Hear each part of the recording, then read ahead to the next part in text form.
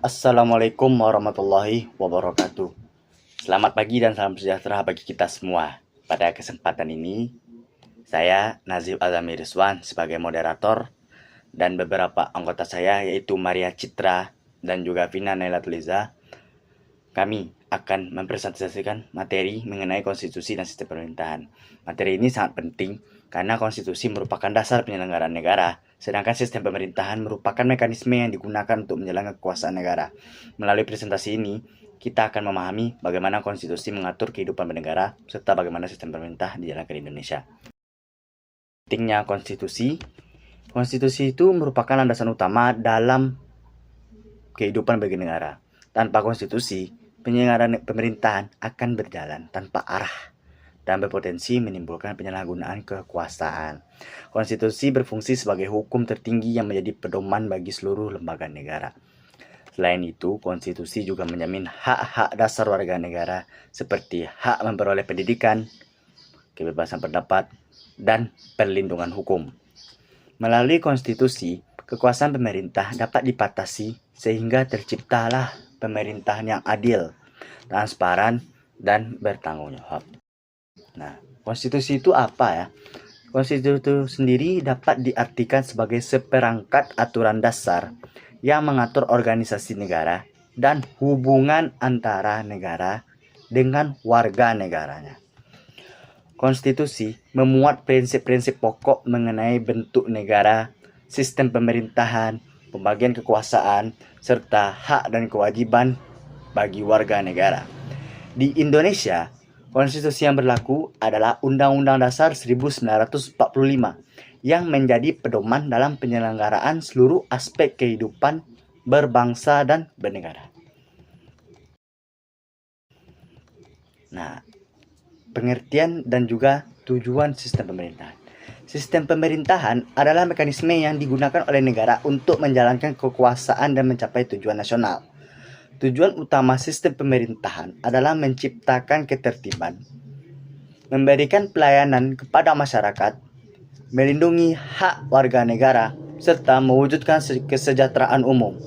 Sistem pemerintahan juga mengatur hubungan antara tiga lembaga. Apa saja itu? Yang pertama eksekutif, yang kedua legislatif, dan yang ketiga yudikatif, agar dapat bekerja secara efektif dan saling mengawasi. Sistem pemerintahan itu secara umum terdapat tiga jenis sistem pemerintahan. Yang pertama, sistem presidensial, yaitu sistem yang menempatkan presiden sebagai kepala negara sekaligus kepala pemerintahan. Yang kedua ada sistem parlementer, yaitu sistem yang menjadikan parlemen sebagai pusat kekuasaan politik dan Perdana Menteri sebagai kepala pemerintahan. Yang ketiga, sistem campuran atau semi-presidensial, yaitu gabungan antara sistem presidensial dan parlementer yang membagi kekuasaan antara presiden dan Perdana Menteri. Sistem presidensial. Dalam sistem presidensial, presiden memegang jabatan sebagai kepala negara dan kepala pemerintahan sekaligus. Presiden dipilih langsung oleh rakyat dan memiliki masa jabatan yang tetap. Selain itu, presiden tidak dapat dijatuhkan oleh parlemen hanya karena perbedaan pandangan politik. Kelebihan sistem ini adalah stabilitas pemerintahan yang lebih terjaga. Sedangkan kelemahannya itu sendiri ialah kemungkinan terjadinya konsentrasi kekuasaan yang terlalu besar pada presiden apabila pengawasan tidak berjalan dengan baik. Sistem parlementer. Dalam sistem parlementer, kepala negara dan kepala pemerintahan dipisahkan. Kepala negara biasanya seorang raja atau presiden simbolis. Sedangkan kepala pemerintahan adalah Perdana Menteri yang berasal dari partai mayoritas di parlemen. Nah, keunggulan sistem ini adalah kebijakan pemerintah lebih mudah disesuaikan dengan kondisi politik. Namun pasti juga memiliki kelemahannya. Apa itu? Kelemahannya itu sendiri ialah sering terjadi pergantian kabinet yang dapat mengurangi stabilitas pemerintahan. Sistem campuran. Sistem campuran merupakan kombinasi antara dua sistem. Apa itu? Yaitu sistem presidensial dan parlementer. Dalam sistem ini, terdapat presiden yang dipilih rakyat dan Perdana Menteri yang bertanggung jawab menjalankan pemerintahan sehari-hari. Contoh negara yang menerapkan sistem ini adalah Prancis. Apa itu tujuannya? Tujuan Prancis itu ialah menciptakan keseimbangan antara stabilitas pemerintahan dan fleksibilitas politik. Selanjutnya adalah perjalanan konstitusi Indonesia atau sejarah konstitusi Indonesia. Perjalanan konstitusi Indonesia mengalami beberapa perubahan penting. Yang pertama, pada tahun 1945, Indonesia telah menggunakan Undang-Undang Dasar 1945 sebagai konstitusi pertama setelah kemerdekaan. Kemudian, pada tahun 1950 berlaku Undang-Undang Dasar Sementara 1950 yang menerapkan sistem parlementer. Kemudian, Dekret Presiden 5 Juli 1959, Indonesia kembali menggunakan UUD 1945. Selanjutnya, setelah reformasi 1998, dilakukan 4 kali amandemen Undang-Undang Dasar 1945 untuk memperkuat demokrasi dan perlindungan hak warga negara. Selanjutnya adalah Undang-Undang Dasar 1945. Undang-Undang Dasar 1945 merupakan hukum dasar tertulis yang menjadi sumber hukum tertinggi di Indonesia. Semua peraturan perundang-undangan harus sesuai dengan Undang-Undang Dasar 1945. Jika bertentangan, maka dapat dibatalkan melalui mekanisme hukum yang berlaku. Undang-Undang Dasar 1945 mengatur bentuk negara, sistem pemerintahan, hak asasi manusia, serta hubungan antara lembaga negara. Selanjutnya adalah struktur eksekutif Indonesia. Lembaga eksekutif merupakan lembaga yang menjalankan pemerintahan. Di Indonesia, kekuasaan eksekutif dipimpin oleh presiden dan wakil presiden yang dibantu juga oleh para menteri. Tugas utama eksekutif adalah melaksanakan undang-undang, menyusun kebijakan publik, menjaga keamanan negara, dan menjalankan hubungan luar negeri. Selanjutnya adalah struktur legislatif Indonesia. Lembaga legislatif terdiri atas MPR, DPR, dan DPD. Lembaga ini memiliki fungsi membuat undang-undang, menyusun anggaran negara, dan melakukan pengawasan terhadap jalannya pemerintahan. Keberadaan lembaga legislatif sangat penting untuk memastikan bahwa kebijakan pemerintah tetap berjalan sesuai dengan konstitusi dan kepentingan rakyat. Selanjutnya adalah struktur yudikatif.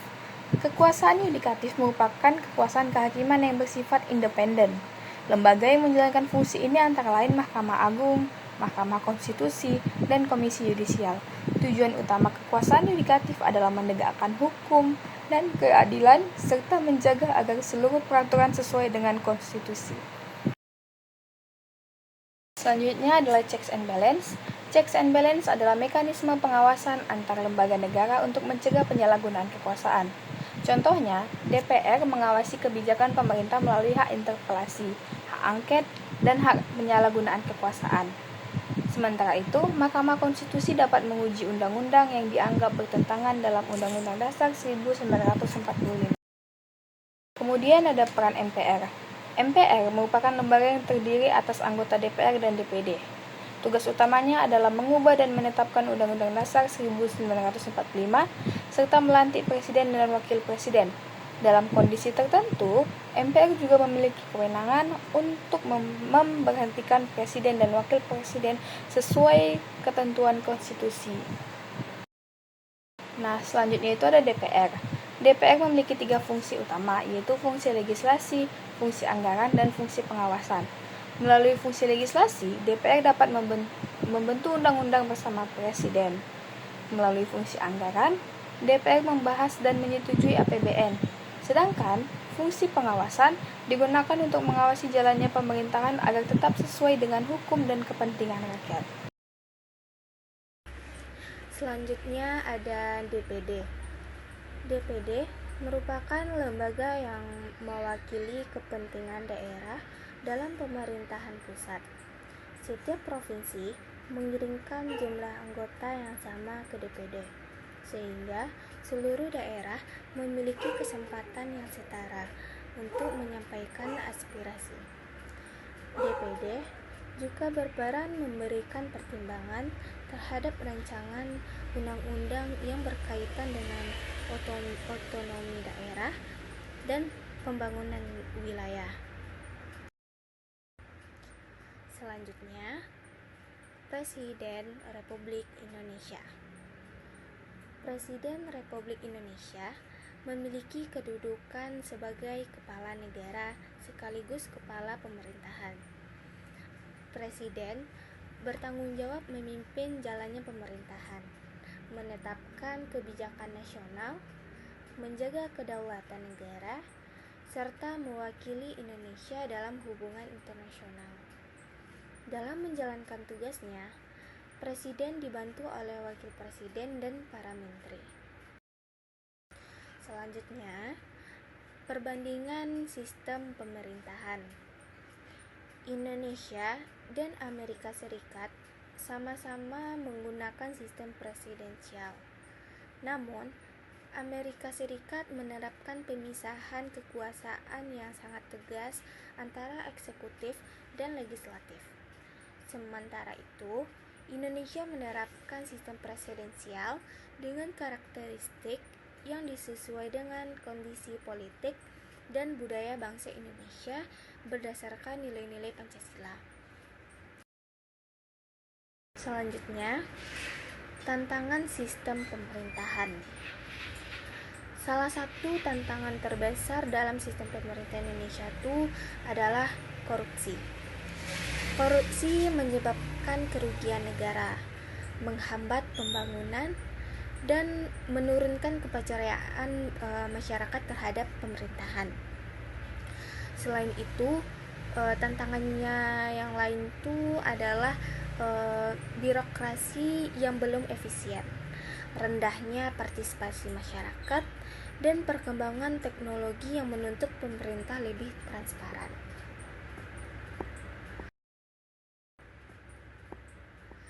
Selanjutnya ada peran konstitusi. Konstitusi itu berfungsi sebagai perlindungan hak asasi manusia. Melalui konstitusi, setiap warga negara memperoleh jaminan atas hak hidup, hak beragama, hak pendidikan, hak memperoleh pekerjaan, dan hak mendapatkan perlakuan yang sama di depan hukum. Karena itu, konstitusi menjadi instrumen penting dalam menjaga demokrasi dan keadilan sosial.